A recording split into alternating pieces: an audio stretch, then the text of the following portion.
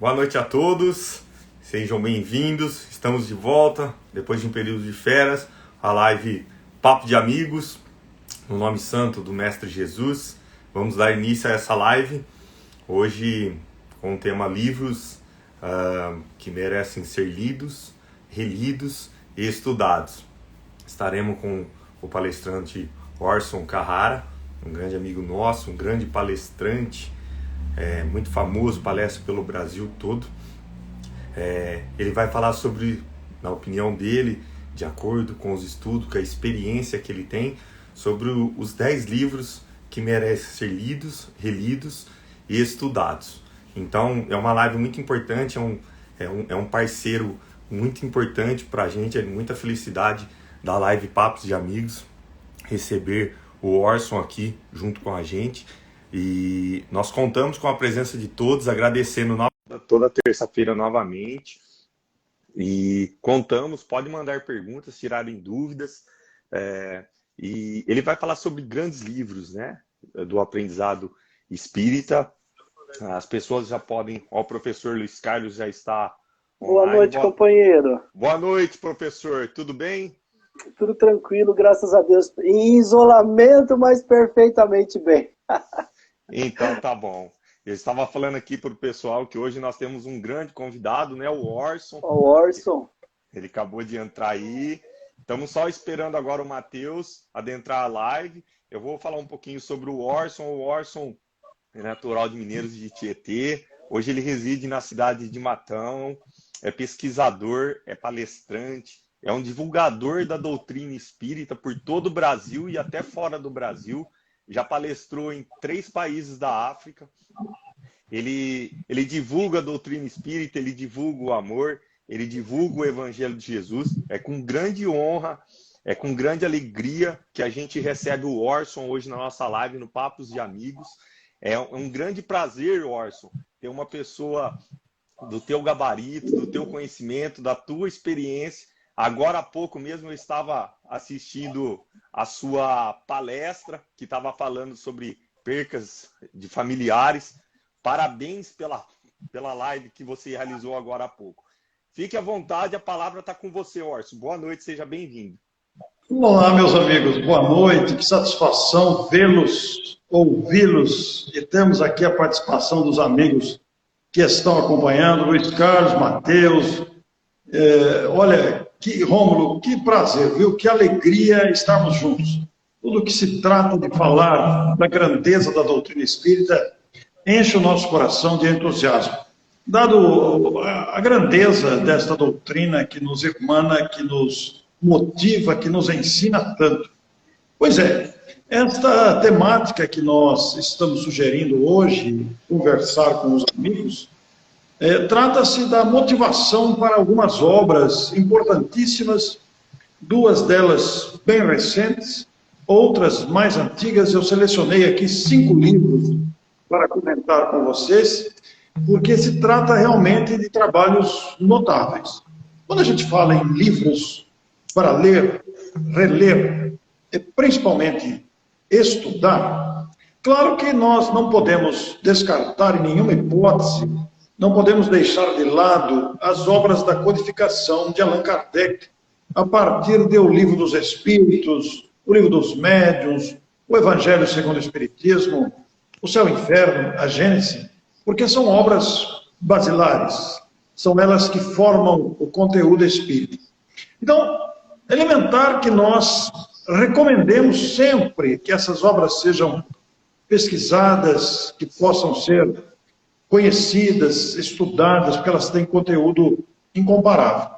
Mas eu separei aqui, Rômulo, Luiz Carlos, Matheus, 5 outras obras para indicar aos nossos internautas. Para não ficar apenas eu falando, não sei se vocês desejam fazer alguma interação agora, ou eu vou falando direto, o que vocês acham melhor? Orson, eu acho que a gente poderia fazer uma prece de início, né? E depois a de encerramento, se assim você permitir, professor Matheus.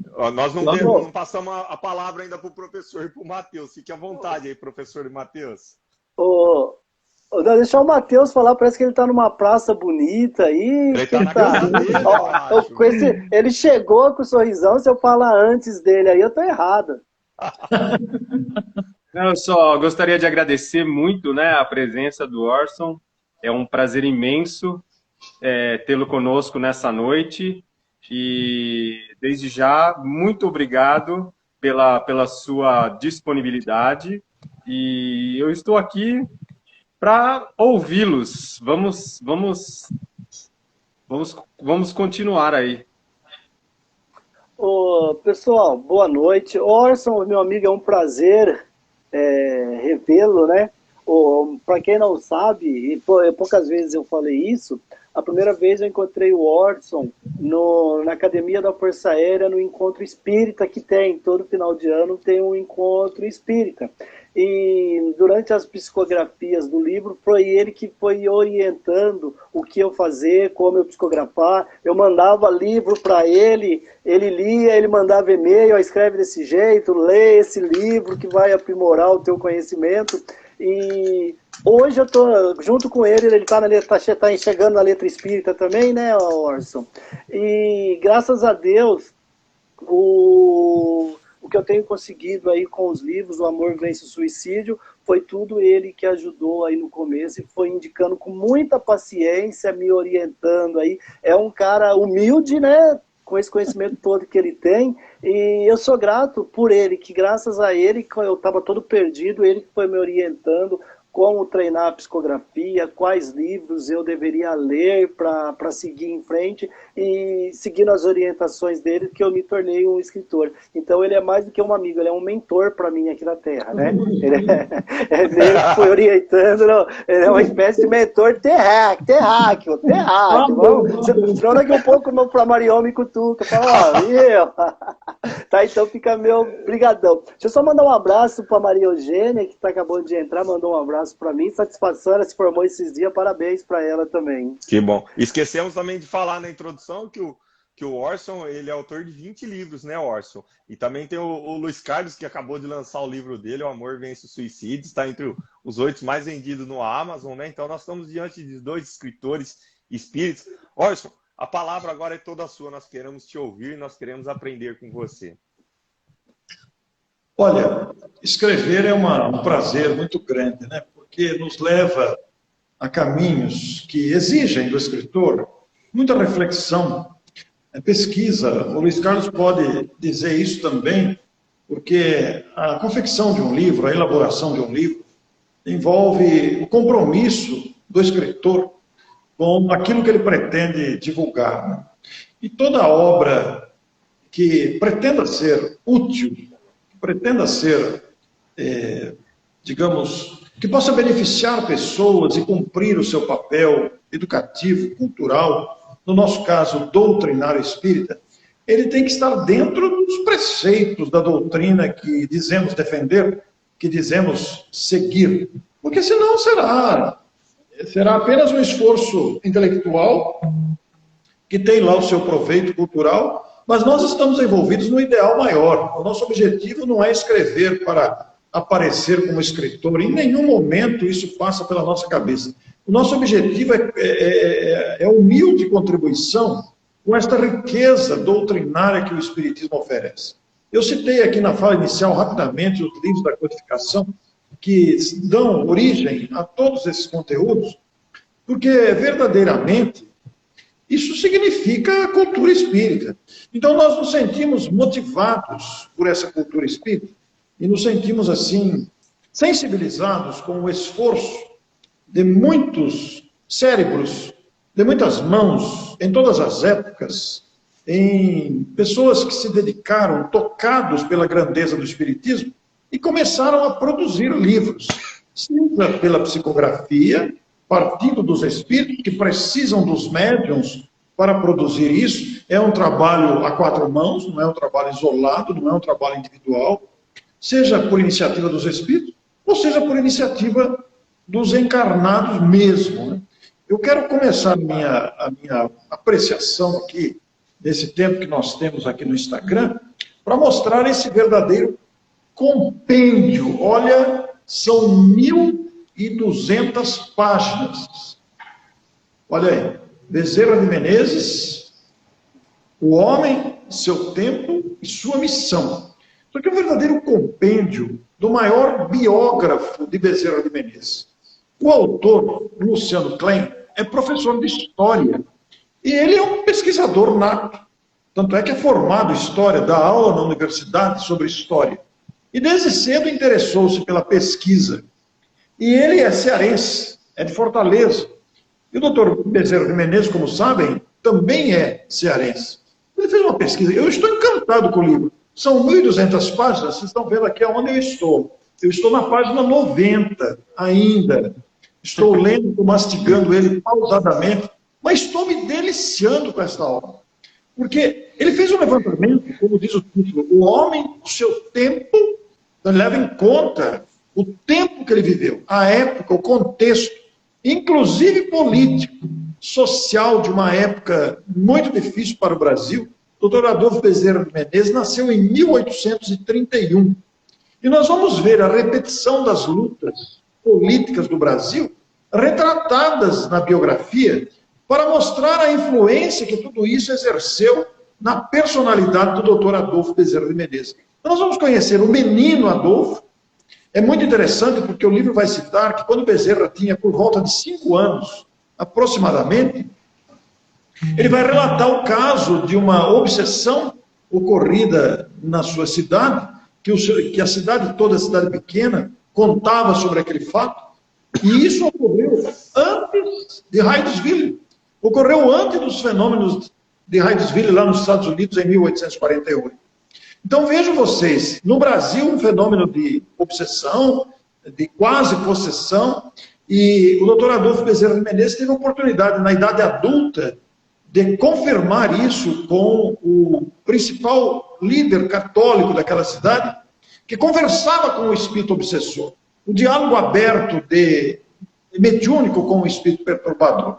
Ao lado do cenário político, das disputas políticas da época, né? Eu fiquei sabendo, por exemplo, para minha surpresa, nesse livro, que a esposa de Dom Pedro I era irmã da segunda esposa de Napoleão Bonaparte. Olha que coisa interessante, Dom Pedro I era cunhado de Napoleão Bonaparte. Eu fiquei muito aberta de saber disso. Que coisa interessantíssima, né?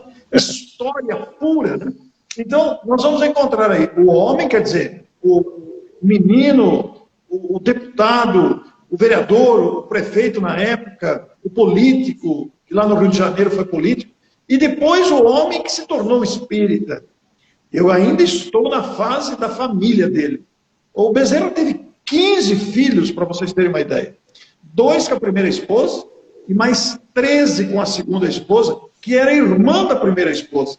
A primeira esposa desencarnou com... Pois é, a primeira esposa desencarnou com 19 anos. Vejam vocês. Então, é uma história linda. Eu estou encantado com a obra. E, inclusive, vimos a informação aqui também, que no Brasil, por volta de 1850, tivemos aqui no Brasil também o fenômeno das mesas girantes. Olha que coisa interessantíssima. Eu vou entrevistá-lo, inclusive, sobre isso. Nós marcamos uma live exclusiva para falar sobre mesas girantes no Brasil. Olha que coisa fantástica. Orson, nos marca para nós acompanharmos. Não podemos perder. Imagine você falar sobre isso, mesas girantes no Brasil, já vai despertar um interesse medonho, porque é um assunto que não se fala, não se cogita, né? Quer dizer, as mesas girantes não aconteceram só na Europa. No Brasil também, porque os espíritos começaram a bater por todo lado, entre aspas, né? Olha, nós existimos. Vocês tratam de conversar com a gente porque nós existimos. Né? Então, eu estou encantado com essa obra e quero indicar aqui aos amigos que estão nos vendo. E se alguém quiser, depois eu posso passar o contato, entra em contato comigo que eu passo o contato para você adquirir, porque se trata de uma obra notável. Eu não sei se vocês querem fazer algum comentário, porque aí eu partiria para a segunda obra que eu selecionei. Orson, o legal é que às vezes a pessoa aqui, o nosso público aqui ele é bem eclético, né? O espiritismo, ele é o estudo da religião, da filosofia, ele envolve muita história, muita ciência, né? O pessoal, inclusive, hoje perguntaram para mim assim, olha, todo médium é espírita? Não necessariamente, né? Todo mundo é médico, cada um tem a... A gente pode ver até uma outra live, quando você tiver um tempo, para a gente vir estar falando sobre isso, sobre mediunidade, sobre os fenômenos, quais os tipos de mediunidade. E quando você começa a estudar o espiritismo, você começa a mergulhar na história, né? Então você faz o primeiro princípio do cientista, que é o qual? Observação. Todo bom espírita, ele vai praticar ciência, ele vai observar. E muita coisa que você está comentando agora passa despercebido até pelo pessoal que conta a história do Brasil. Eles não param para analisar a visão brasileira mesmo da história. Essa pesquisa sobre o Bezerra, eu estava fazendo uma pesquisa esses tempos e eu descobri também, né, estava comentando já o que você comentou, né, a esposa, ele ser parente de Napoleão, cunhada, e tem a história, porque que ela veio para cá, tudo, né, conta os detalhes, e por incrível que pareça, a mulher brasileira ela é muito discriminada, porque é Leopoldina, né, a Leopoldina, na verdade, foi ela que decretou a independência do Brasil no dia 2 de setembro. Pouca gente sabe disso. Todo mundo fala que foi Dom Pedro, que no dia 7 ele foi lá. Ela decretou no dia 2 e mandou um aviso para ele, decretei a independência do Brasil. Então, olha como que a gente precisa conhecer um pouco mais. Desde aquela época, a mulherada já... Olha a importância que ela foi. E olha o que ele está trazendo para a gente, como que a gente já está configurado com a Europa, com as guerras napoleônicas, desde lá de trás. Os próprios fatores das mesas girantes, muitas vezes nós pesquisamos lá, pesquisamos nos Estados Unidos e aqui no Brasil. O que aconteceu? O que estava acontecendo naquele período? Às vezes a gente precisa fazer um mergulho na própria história para se valorizar como brasileiro também, né? Olha, eu adoro história. Eu não sou formado em história, mas eu adoro. Eu fico encantado com essas pesquisas possíveis de vasculhar os bastidores dos acontecimentos. Porque, que nem nós estamos aqui em 4 reunidos aqui. Cada um de nós tem uma história própria que desembocou nesse momento. É muito interessante tudo isso. Muito bom. E um relato também, né, Orson, que fala muito dessa ligação Brasil-Europa, no livro Brasil, Coração do Mundo, Pátria do Evangelho, né? Psicografada pelo grande Chico também, conta muito sobre isso. É um livro muito bom. Orson, fica à vontade para ir para o segundo livro. Bom, já que o Luiz Carlos entrou no começo da fala dele falando sobre mediunidade, e verdadeiramente nem todo espírita é médium. Eu sou espírita de infância. O meu avô era espírita. E eu não sou uma pessoa que é considerada médium, porque eu não sou um médium explícito. Eu sou um médium intuitivo. Então eu não posso ser chamado de médium. A gente chama de médium aquele que dá passividade aos espíritos. Eu estou falando para vocês aqui agora, e fiquem tranquilos todos vocês, porque sou eu mesmo que estou falando. Não é Então, não é psicofonia, eu sei tudo que estou falando, tenho controle absoluto, eu faço muitas lives, faço palestras toda hora, mas sou eu. Agora, é claro que eu recebo a intuição e o amparo dos espíritos. Então, muito importante essa fala do Luiz Carlos, porque muita gente confunde, acha que todo espírita é médium, o que não é verdade. E que todo médium é espírita, também não é verdade. Porque por isso que a gente vê tanta distorção em nome da mediunidade. São pessoas que são médiums e não conhecem a orientação trazida pelo Espiritismo. E, por outro lado, a mediunidade não é invenção do Espiritismo, não é exclusividade, não é monopólio do Espiritismo. A mediunidade é uma faculdade humana. Todos a possuem em maior ou menor grau. E aí eu trago o segundo livro, que é o Devassando o Invisível, da médium Ivone do Amaral Pereira. Ora, este livro aqui é um tesouro. É um tesouro. Olha o título, Devassando o Invisível. Por quê? A Ivone Pereira era uma médium com muitas potencialidades. Ela era médium psicofônica, psicográfica, vidente, audiente, de desdobramento, tinha grande facilidade de desprender-se do corpo e viajar para o mundo espiritual. Era mediunidade de materialização, mediunidade de cura, tinha muitas mediunidades. E ela, nesse livro, vai contar as suas experiências de excursões no mundo espiritual. Não, é um livro notável, notável. Afora as orientações doutrinárias trazidas por uma médium, que era um exemplo, foi um exemplo, deixou um legado de exemplos, é um ícone da mediunidade. Nós poderíamos aqui citar o Chico Xavier, que é o maior exemplo que nós temos, o Luiz Carlos citou ele no começo, o Rômulo também, mas a Ivone é outro vulto da mediunidade no Brasil, que não pode ser esquecida. E ler Ivone é aprender muito sobre o Espiritismo. Por isso eu trouxe na esteira aqui também um outro livro dela, Ressurreição e Vida. Eu adoro esse livro. É um livro em estilo romanceado, porque o Devassando são narrativas. Este aqui, Ressurreição e Vida, são contos romanceados em que ela retrata situações da vida humana, retrata dramas da vida humana. Então nós vamos encontrar vários relatos, entre eles, o sonho de Rafaela, que é o capítulo 3º. Uma mãe cuja filha morreu de uma doença terminal aos 7 anos. E esta mãe ficou desesperada pela morte da filha. Desesperada a ponto de chorar. E toda a vizinhança começou a se ficar impaciente, irritada, nervosa, aflita com aquele choro que não cessava. E os espíritos a levaram no plano espiritual onde a filha estava.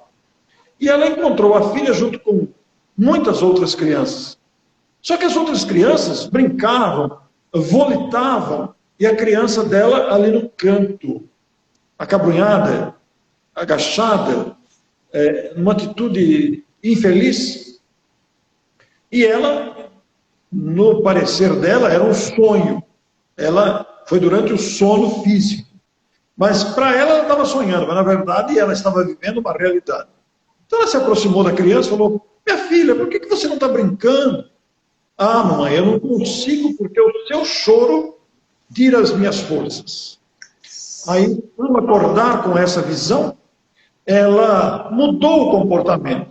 Ela entendeu que o choro, o desespero dela afetava diretamente a alma da filha. E esse raciocínio vale para todos nós.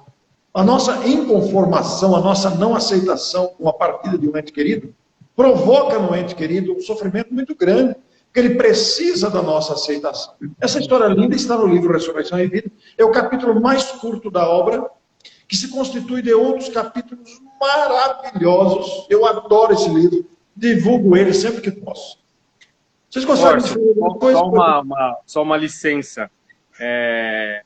Eu acho que isso que você acabou de dizer é algo que a gente sempre fala aqui nas nossas lives, né? Que, no fundo, nós andamos e, no final das contas, o remédio é sempre o mesmo, né? É o amor, o perdão, a gratidão. Parece que para todos os males, o remédio é o mesmo, é o amor, o perdão, a gratidão, né? E ouvir você dizer isso é muito bom, porque nos mostra que estamos no caminho certo, né, meus amigos Rômulo, Luiz, né? E às vezes a pessoa olha e fala assim, olha, o espírita ele não sofre, ele não chora quando perde um ente querido. A gente chora também, né? A gente sente saudade, a saudade, ela liga, é o fio que liga ao amor. O espiritismo ele vem ajudar a esclarecer e ele vem ajudar a confortar neste sentido, porque todos nós sentimos saudade quando perdemos alguém, ou às vezes quando nós perdemos um trabalho também. O espiritismo nesse contexto do desencarne, ele vem ajudar a confortar o coração. Olha, a vida, tem até um filme, né? A vida continua. O seu próprio livro fala disso, né, Luiz? O seu livro traz isso, né? Traz esse conceito também, e tem um filme bonito que ele surge de um livro, E a Vida Continua. Então, principalmente agora no século XXI que nós estamos tendo essa ideia que nós somos seres espirituais, né? Alguns falam espiritualista, outros falam alma. Muitas vezes nós não podemos discutir com a outra religião e falar assim, eu considero que eu sou uma alma. Tudo bem, mas pega aqui um pouquinho das doutrinas do Kardec e vai aprender um pouco mais, que ela vem para nos ajudar. Os livros, o livro da Ione, alguns romances, os livros, você pega do Orson, da Rafaela, ele vem mostrando esse invisível, né? Existe coisas que nós não detectamos ainda, porque nós não estamos preparados para ver. E muitas vezes eu vejo muito, quando perde um ente querido, a pessoa acha que só através da psicografia que ela consegue o retorno, a resposta do ente querido. Né? Então ela fica vidrada. Ou então continua amando, né, Luiz? Ou então acha que não pode continuar amando, sentindo o amor, né? Sim. Então, aí o Orson vem mostrando no livro que, olha, não existe outras formas de comunicação também. Nós temos que ficar atento, expandir o nosso conhecimento, né? Outros livros também que é de uma grandeza imensa sobre o mundo espiritual são os livros psicografados do Chico e do André Luiz, né? Que conta a vida no plano espiritual, né? Então, há pouco agora eu estava assistindo a live do Orson, e ele falou uma coisa que eu achei muito interessante, né? Que as pessoas acham que é difícil morrer, né? O difícil é nascer, né, Orson? Você fez esse comentário. A gente vê no livro lá do André Luiz o quanto é difícil, né? A gente reencarnar todo o processo que dura aproximadamente até os 7 anos de idade. Então, o Espiritismo, que é o consolador prometido pelo Mestre Jesus, nos traz o conforto de que nada acaba com a morte, eu vou colocar entre aspas, né? Com a passagem, com o retorno ao plano espiritual, porque na verdade nós pertencemos ao mundo espiritual, nós estamos aqui para evoluir, para aprender a amar o próximo, para poder amar. Tá bom, Orson? Fica com a palavra novamente. Você falou uma coisa muito certa aí. Nascer é muito mais difícil que morrer. Porque morrer você está consciente, você tem noção da sua própria situação, e a hora que você despertar lá, você se lembra de quem você é, onde você viveu, e você tem uma referência. Agora, quando vai reencarnar, o espírito perde a consciência e vai se entregar completamente aos cuidados daqueles que vão recebê-lo. Né? Então, há um certo receio de reencarnar pela insegurança, pela incerteza, né? Então é difícil mesmo. Por falar nisso, eu retrato aqui agora uma obra que eu relacionei, que é essa. Outra aqui, Vivências do Amor em Família. Por quê? Esta obra aqui, ela também é 600 páginas. Esta obra, Vivências do Amor em Família, é organizada pelo psicólogo Luiz Fernando Lopes. O Luiz Fernando fez um trabalho magistral. Ele ouviu durante 10 anos. Ele tem uma grande facilidade de ouvir e transcrever simultaneamente. Ele ouviu durante 10 anos todas as palestras, entrevistas, conferências, workshops, seminários que Divaldo fez, falando sobre sexo e família. E ele organizou 2 obras, Sexo e Consciência e Vivências do Amor em Família. Os 2 livros, os 2 com 600 páginas cada um, retratam os casos que Divaldo contou nas suas palestras. Casos reais de dramas com a sexualidade, de dramas provocados pelo sexo, mas também das alegrias defluentes do uso correto do sexo, da compreensão exata da finalidade de sexualidade como prazer, como procriação, como convivência harmoniosa, ao mesmo tempo com os desastres provenientes do mau uso do sexo. Na outra obra, Vivências do Amor em Família, ele vai contar casos envolvendo família, como o próprio nome está dizendo, Vivências do Amor em Família, onde vai ocorrer aí o processo da encarnação, citada pelo Rômulo, vai entrar o processo de desencarnação, e entre a encarnação e a desencarnação, esses dramas todos que se desenvolvem nos relacionamentos, nem sempre harmoniosos, nem sempre saudáveis, muitas vezes conflituosos. Então existem casos maravilhosos, comoventes, dramáticos, emocionantes, retratando este drama humano de viver. Então, eu sempre recomendo esses dois livros, porque eles ensinam muito no trabalho do exemplo, né? É produto de pesquisa de mais de 10 anos, os livros já estão disponíveis aí, eu imagino que há uns 5 anos aproximadamente, mas são duas obras notáveis, relacionando a questão familiar, as vivências familiares, os relacionamentos entre cônjuges, pais e filhos, separação, divórcio, morte prematura, e tudo que tem a ver com essa questão, né? E também no drama da sexualidade, quantos dramas não se desenvolvem a partir da sexualidade mal conduzida, mal compreendida, mal utilizada, nos desvios e exageros de toda hora. Então são outras obras que nós queríamos indicar. Professor Matheus. Não, Orson, eu tenho uma pergunta. Rômulo, se você quiser ler alguns comentários aí também, eu vi que foi passando. Eu vou pedir, eu vou falar o pessoal que está mandando bastante comentário. Nós não estamos lendo, porque hoje nós queremos. Com o Orson um convidado muito especial. Nós estamos aqui admirando o que ele está falando, então a gente tenta não interromper ele para a gente poder absorver mais os ensinamentos dele, né?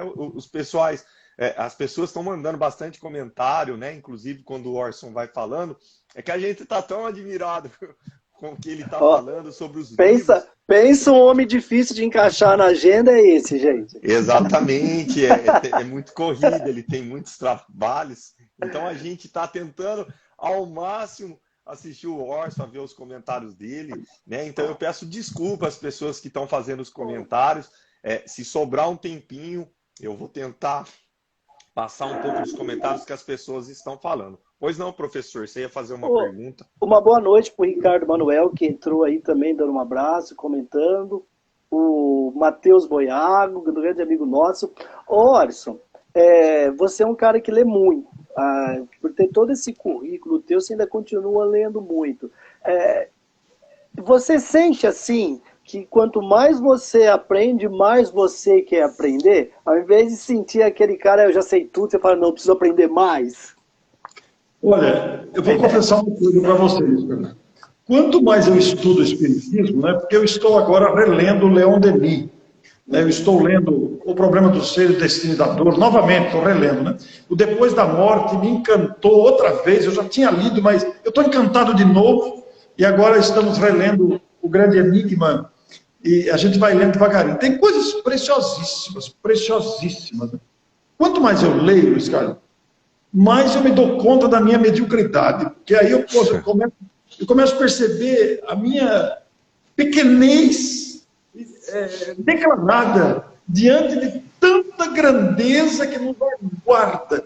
Mas, ao mesmo tempo de sentir a minha mediocridade individual, eu fico encantado também de perceber a grandeza que nos está reservada e que nós conquistaremos. É uma questão de tempo apenas. É claro que não vai dar tempo nessa encarnação, nem na próxima, nem na próxima. Mas nós uma ansiedade. Olha, você eu tenho mais uma pergunta. Sim. Eu tenho mais uma pergunta para você também, Orson. Comigo acontece isso. Eu queria perguntar se isso é real, se é da minha cabeça. Eu também gosto de ler bastante e eu sinto que a cada momento da minha vida chega um determinado livro e parece que aquele livro é justamente para aquele momento que eu precisava. E quando eu leio ele, eu falo assim, nossa, é o melhor livro que eu poderia ter lido neste momento da minha vida. Então eu acredito que também é a espiritualidade trabalhando a nosso favor. Que cada coisa chega no seu tempo. Então, assim, você está na primeira série. Não tem como você pular para a oitava. Então, você está na primeira, aí você vai para a segunda. Então, os livros também, a percepção que eu tenho comigo é que eles chegam até mim de acordo com a minha capacidade de entendê-lo e interpretá-lo. Isso é real? Isso é muito real, Matheus. É muito importante você falar isso, porque não se trata apenas do encaminhamento de livros, mas também de pessoas. É impressionante como as pessoas chegam no momento certo e vão se aproximando para o alcance ou a consecução de alguns objetivos. Porque a gente vai se deparando com as questões que vamos estudando, a gente vai se encantando com os livros, e conforme você vai estudando, conforme você vai lendo, conforme você vai ampliando o seu leque de direções para você atuar. Eu vou contar um exemplo muito simples que aconteceu no dia de hoje. Eu tenho muitas entrevistas no meu canal do YouTube, tem uma multidão, acho que já passou de 300 entrevistas, eu não parei para contar ainda, mas eu acho que já passou de 300 nesses 2 anos de pandemia. Né? E eu continuo fazendo, eu tenho várias gravadas inéditas que não foram ao ar ainda. Esta entrevista que nós apresentamos agora às 18h45, ela foi gravada dia 30 de novembro. Se você prestar atenção na tela, lá tem uma arvorezinha de Natal lá no fundo da mesa da música. Lá. Então foi gravada antes do Natal, 30 de novembro, foi ao ar hoje. Então eu tenho uma fila, né? Eu vou colocando devagar, e tem muitas, né? Bom, e alguém já disse para mim, Orson, você precisa transformar essas lives em livros, porque eu faço entrevistas sobre vultos históricos. Como eu falei do Bezerra, que o Luciano Klein, eu tive a oportunidade de entrevistá-lo. A entrevista com o Luciano Klein foi maravilhosa. Eu entrevistei o cara que fez o prefácio do livro, eu fiquei encantado com o cara que fez o prefácio, é outro historiador. Então, temos feito entrevistas sobre a Anália Franco, sobre Eurico Barçanufo, Jerônimo Mendonça, sobre esses grandes nomes todos aí, né? Tem vários, alguns absolutamente desconhecidos. Hoje nós publicamos de manhã sobre o doutor Ildefonso do Espírito Santo, foi um grande líder baiano, desencarnado em 96, aliás, em 2019, com 96 anos de idade. Então tem um monte de entrevistas de personagens do Espiritismo. E alguém falou, Orson, você precisa transformar isso em livro. Eu falei, olha, não sou eu que vou fazer isso. Não sou eu. Não vai dar tempo. Não vai dar tempo. Não vai dar. Nesta encarnação não vai dar. Isso é outra pessoa que vai fazer. E não é, rapaz, que eu recebo hoje um áudio de uma pessoa que está se graduando em História e que quer alguma coisa, e que quer trabalhar nessa área de pesquisa. Olha, se você aceitar a minha sugestão... E a pessoa ficou super entusiasmada com a sugestão. Não sei o que vai acontecer, a conversa foi hoje, nós estamos no início de conversa. Por que eu estou te contando isso? Por quê? Porque, ao mesmo tempo que os livros chegam no momento certo, as pessoas também chegam, né? Exatamente. Eu fiquei surpreendido com o Rômulo, que fez contato comigo, eu nem sabia do Rômulo, e o Rômulo fez contato comigo aqui, agora um novo amigo. Então, é muito interessante tudo isso, porque cada um de nós, eu sempre me entusiasmo com isso, pode se tornar um multiplicador das coisas boas. Cada um de nós tem outros contatos que aquele que fez, que produziu conteúdo, não tem. Mas aquele para quem chegou o conteúdo tem outros contatos e assim sucessivamente. É uma questão de uma bola de neve que vai se espalhar. Porque o auxílio dos espíritos, Mateus, é uma coisa palpável, é perceptível. Eu brinco e falo para minha mulher aqui. E quando eu estou meio... É difícil, mas às vezes acontece eu ficar meio parado, assim, né? Às vezes dá uma folguinha, acontece uma coisa, já chega serviço, eles não dormem, mandam serviço, um atrás do outro. Tem uma frase, Orson, que diz assim, que a obrigação nossa é esculpir o cálice, que o vinho vem através da espiritualidade. Isso mesmo. Muito bem lembrado, muito bem lembrado. Muito bom. Então, são as gotículas de amor que a gente vai espalhando, né, Orson? Foi como você falou, a gente começa a criar uma corrente do bem, a corrente do amor, a corrente da caridade. E o Espiritismo, ele começou assim, né? Muito combatido na época do Kardec, né? E ele vem se espalhando. E é o Consolador que Jesus prometeu para a gente. Orson, a palavra é toda sua. Olha, eu me sinto muito feliz e agradecido de estar aqui com vocês, partilhando esse momento. Isso me faz um imenso bem. Eu penso que você usou a palavra aí, o nosso dever, a nossa obrigação. Nós temos realmente o dever de espalhar tudo isso. Algumas pessoas talvez até nos chamem de fanáticas, algumas pessoas não compreendem esse empenho, essa dedicação, mas eu não me importo com isso não. Eu sei bem o que eu tenho que fazer, como eu tenho que fazer, é um compromisso de vida e aqui estamos, né? E como última obra que eu selecionei aqui, está o extraordinário Leon Denis, o problema do ser, do destino e da dor, né? O próprio título, o problema do ser. Quer dizer, o ser sou eu, é você, é qualquer um de nós. O problema de cada um, o ser. O que é o ser? Quem é o ser? Quais as origens, os fundamentos, os desdobramentos, a essência de cada criatura? É o ser. E, ao mesmo tempo, o problema do destino. Para onde vou? O que estou fazendo aqui? O que é que vai determinar o meu futuro? E da dor. Por que se sofre tanto? Com guerra, com corrupção, com miséria, com agressividade, com morte, com doença. Por que se sofre tanto? E a gente vai encontrar essas respostas no Espiritismo de forma abrangente. Quando você lê o grande enigma do próprio Leon Denis, você se depara com aquela recomendação dele de quando a gente se sentir triste, acarunhado, para abrir o livro. Ele recebeu inspiração para escrever aquela obra. E aí a gente é remetido também a Emmanuel, a sabedoria desse espírito. Você citou André Luiz aí, agora há pouco. Que grandeza da produção mediúnica do espírito André Luiz, dessa dupla André Luiz e Emmanuel, sem desmerecimento de todos os outros que grandemente contribuíram e continuam contribuindo via mediúnica. E nós temos uma quantidade muito grande de pessoas encarnadas, anônimas, desconhecidas. As lives revelaram muitos talentos. Eu descobri vários espíritos que estavam escondidos no anonimato aí, com grande capacidade, né? Gente capaz de produzir muito conteúdo benéfico em favor de toda essa causa. Exatamente. A pandemia, né, Orson, fechou os centros espíritas, mas teve várias pessoas que tiveram as ideias de fazer as lives, né? Inclusive nós começamos com a ideia de fazer a live por causa disso, para a gente poder divulgar para as pessoas, poder chegar os ensinamentos até as pessoas. Orson, se você me permite e você pudesse falar para nós sobre um livro que para mim foi o divisor de águas, eu acho que da riqueza de detalhes, do conteúdo dessa obra, que, ao meu ver, um dos maiores livros que eu li na minha vida, Paulo Estevam. Se você pudesse falar um pouquinho sobre ele. Olha, como disse a você, eu nasci em família espírita. E meu pai, sempre ouvi meu pai dizer que os 3 maiores livros que ele leu na vida foram Memórias do Padre Germano, que é outra obra clássica, extraordinária, Memórias do Padre Germano. Foi também Do Calvário ao Infinito, de Zilda Gama, do espírito Vitor Hugo.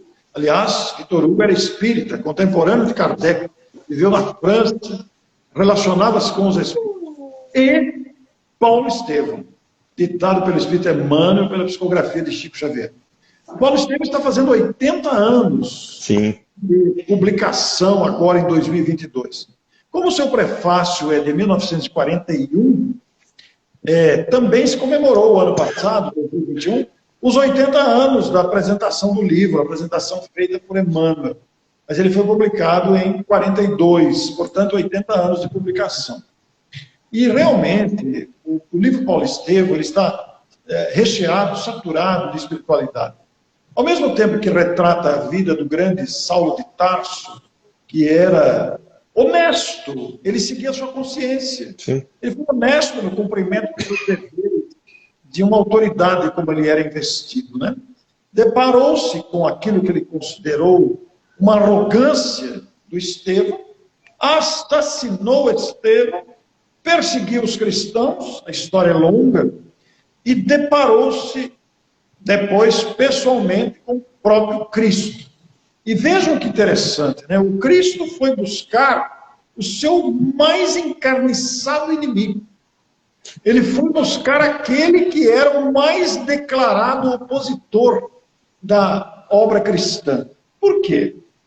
Porque ele sabia que a hora que o espírito era maduro, a hora que o cara percebesse, que caísse a ficha. Tem muita gente aqui que esteja no Instagram que nem sabe o que é ficha, porque é uma coisa de homens que mais... Eu não faço ideia. O jovem de agora não sabe o que era ficha. Acabou os créditos, né, Orson? Para a atualidade. Os que estão com 20 anos aí não conheceram a ficha, né? Mas então nós que conhecemos a ficha, quando cai a ficha de alguém, a pessoa se dá conta daquilo que está à sua frente, foi o que aconteceu com Paulo. Então, o livro descreve a história de Saulo, que é autoridade romana, e antes, né, ao encontro com o Cristo, perseguidor dos cristãos, e o Saulo, que muda de nome para Paulo, na segunda parte do livro, como o grande Paulo de Tarso, que é o maior nome do cristianismo, depois do Cristo, na história do cristianismo no planeta. Né? E Paulo de Tarso, que foi um divulgador por excelência, quando ele não sabia mais como fazer. Naquele tempo não tinha WhatsApp, não tinha asfalto, não tinha avião, não tinha internet, não tinha nada. Era a pé, não tinha nem caneta Bic, não tinha nada. Era um recurso, você vê, esses espíritos, eles vêm dentro do ambiente de maior dificuldade. Não é que nem a gente que encontra tudo fácil aqui. Você pega o celular, liga aqui, pronto, estamos conectados com o mundo inteiro. Esses espíritos, eles nascem e renascem em ambientes absolutamente hostis. Falta tudo, não tem tecnologia nenhuma. Então, eles fazem. Então, quando ele estava lá meio sem saber o que fazer, a orientação, usa os poderes do espírito. Aí ele começou a escrever cartas. E essas cartas se transformaram em documentos que orientaram os grupos da época, né? E que se tornaram documentos famosos para os nossos dias, a extrair o estudo que ali está.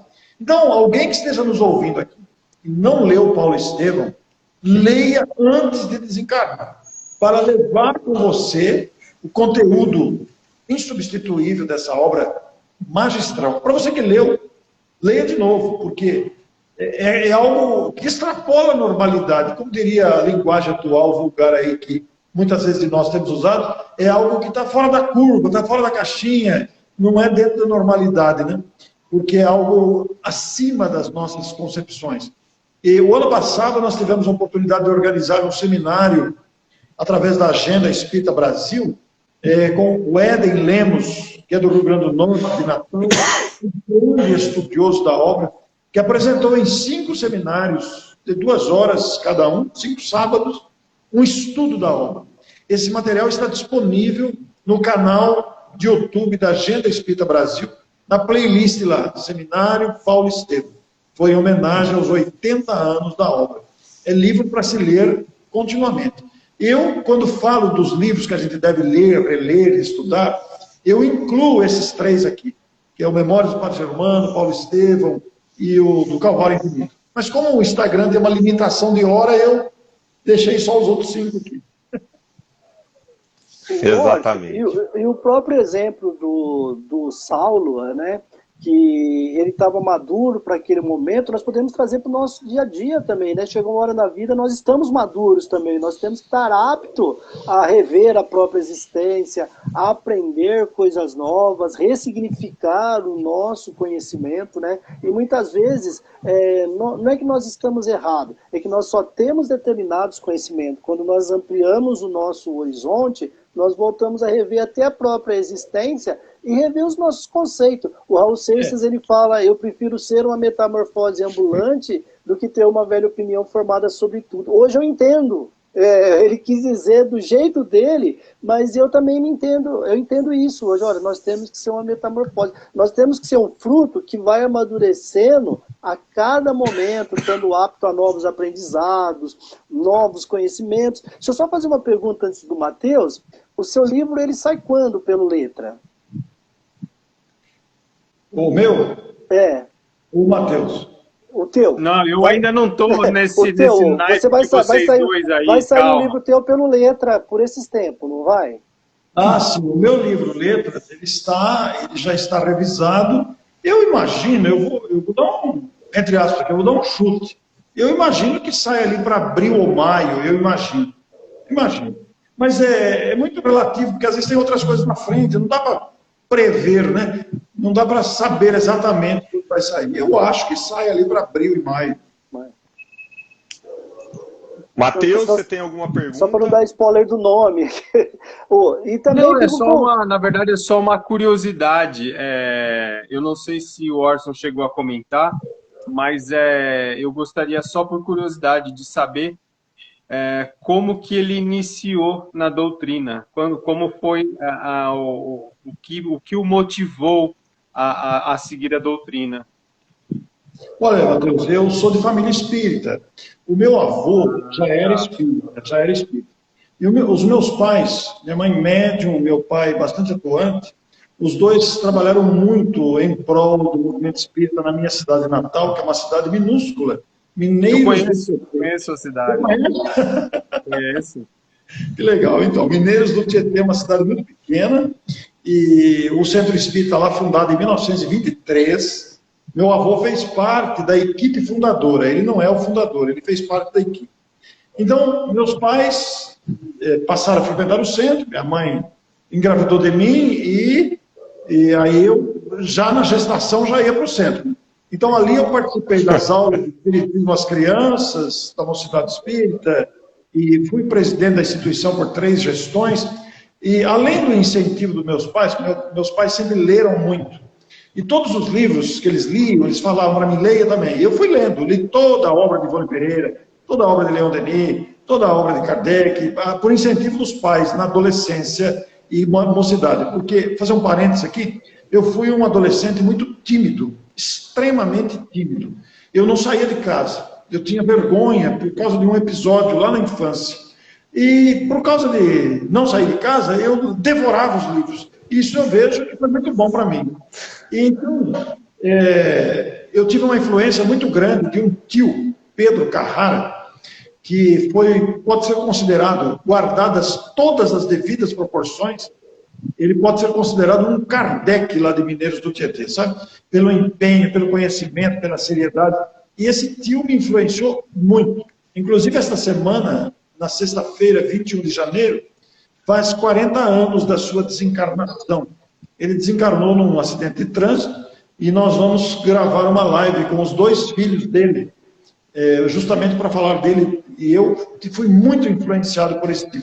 Então, eu aprendi muito doutrinariamente, lendo os livros que meus pais indicavam. Eu conversava muito com os meus pais sobre os quesitos doutrinários e vendo o empenho, a dedicação, a seriedade e a responsabilidade desse tio, que foi um Kardec da região lá. Então, foi isso que me encaminhou. Ah, legal. Muito bom. Bom, gente, eu acho que a gente está quase chegando a 1 hora de live, né? Eu acho que o tempo passou rápido demais, né? Já antes, né, Matheus e Luiz, professor, vamos já estender um próximo convite para o Orson. Né? Desde já eu gostaria de agradecer muito o prazer, né, de estar contigo essa noite. Muito obrigado. É muito gratificante para a gente estar aprendendo sempre, né? Então, eu só tenho a agradecer. Muito obrigado pela sua disponibilidade e pelo seu carinho na noite de hoje, Orson. Olha, eu que agradeço. Eu acho que nós podemos ver, Matheus, ele vê como que está na agenda dele, para ele estar vindo falar um dia com a gente. Eu já tive a oportunidade de ouvir ele falar sobre isso, por isso que eu achei muito interessante, sobre os tipos de mediunidade. É uma palestra gostosa. Eu vejo a mediunidade pipocando aí, principalmente na juventude, muita gente carente de informação. Então, se ele puder um dia, tiver algum espaço na agenda aí numa terça, vir estar falando com a gente sobre os tipos de mediunidade também, e do próprio livro que ele vai lançar, quando lançar pelo Letra, vir aqui lançar junto com a gente também, falar um pouquinho do livro dele. Fica o convite dessa parceria aí. E agora... O segredo está em agendar. Agendou, chega. Você tá com o WhatsApp dele, né, Rômulo, também? Tô com o WhatsApp. Então a gente pode estar marcando contato, esperar que as feiras voltem esse ano para a gente se encontrar, né? Sim, nas feiras espíritas também. Nós temos quantos minutos, Matheus? Uns 5. Uns 5. De onde, Matheus? Eu? Eu sou de Pirassununga e eu conheço Mineiros do Tietê porque os meus tios-avós moravam em 2 Córregos, que é uma cidade próxima a Mineiros do Tietê. E hoje eu tenho uma empresa, eu tenho uma loja de sapato. E a nossa história começa do meu pai indo buscar sapato em Jaú e Mineiros do Tietê, que também tinha fábrica de sapato em Mineiros do Tietê. Então, se hoje eu tenho uma loja, é por conta de que há uns 25, 30 anos atrás, os meus pais iam para Mineiros, iam para Jaú e buscavam sapatos para vender aqui na nossa cidade. Muito bem. Luiz Carlos. Ô, Orson, rapidinho. Quando você começou a estudar, pintou alguma dúvida em você? Eu vou ser médico de saúde, eu vou ser isso ou não? Eu vou ser estudioso, vou trabalhar a parte doutrinária. Você já chegou a ter alguma dúvida ou não? Já foi um negócio bem maduro? Eu sempre senti dentro de mim a vertente doutrinária, de estudar e divulgar Kardec. Eu nunca senti que haveria uma propensão mediúnica, não. Eu sempre pautei, eu sempre percebi, foi muito visível para mim que eu atuaria como um divulgador doutrinário. Eu quis ser palestrante, eu desejei ser palestrante, e eu desejei escrever também, e me desenvolvi muito nessas duas áreas, né? E hoje, fazendo live, eu estou me sentindo realizado. Muito bom. Orson, eu gostaria de agradecer a você imensamente. Como eu te disse já no contato pelo WhatsApp, eu acompanho o teu trabalho. Nós somos vizinhos aqui, né? Minha cidade muito próxima à sua. Foi muito prazeroso para mim ter você aqui. Jamais imaginaria que uma pessoa da tua grandeza, da tua simplicidade, dos teus conhecimentos estariam aqui com a gente.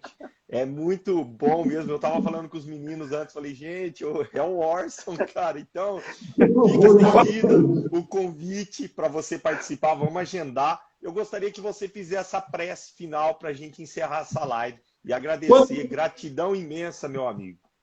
Você tem um minuto? Tem um minuto? Temos 3. Já passa teu contato também no YouTube, o teu canal. Isso. Olha, então para as pessoas que estão acompanhando, o meu blog é Orson Peter Carrara. Orson, lembrando que é com um S só e N de navio. orson.petercarrara.blogspot.com. Lá eu coloco meus artigos e minhas notícias.